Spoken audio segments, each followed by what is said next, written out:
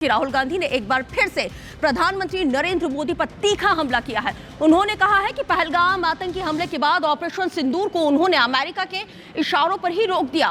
कांग्रेस नेता के ट्रंप के सामने मोदी के सरेंडर वाले बयान पर अब यहां पे सियासत शुरू हो गई है। प्रधानमंत्री को लेकर राहुल के बयान पर अब बीजेपी एक बार फिर से इस पूरे स्टेटमेंट पे हमलावर है। तो वहीं बीजेपी प्रदेश अध्यक्ष वी.डी. शर्मा ने कहा है कि राहुल चीन के एजेंट, पाक के प्रवक्ता के तौर पर काम करते हैं। वहीं बीजेपी प्रवक्ता अजय यादव ये कहते हुए नजर आए हैं कि राहुल की सेना का जो मनोबल है वो गिराने का वो काम कर रहे हैं। मामले में कांग्रेस प्रवक्ता स्वदेश शर्मा ने पलटवार करते हुए कहा है कि बीजेपी पर तंज कस रहे हैं और कह रहे हैं कि बीजेपी आरएसएस डरपोक लोगों का समूह है। सुन लेते हैं आखिर किस तरह से यहाँ पे पॉलिटिक्स हो रही है इस पूरे स्टेटमेंट को लेके। मुझे तो लगता है कि राहुल गांधी के इटली के संस्कार हैं। राहुल गांधी चीन के एजेंट और पाकिस्तान के प्रवक्ता की भूमिका निभा रहे हैं।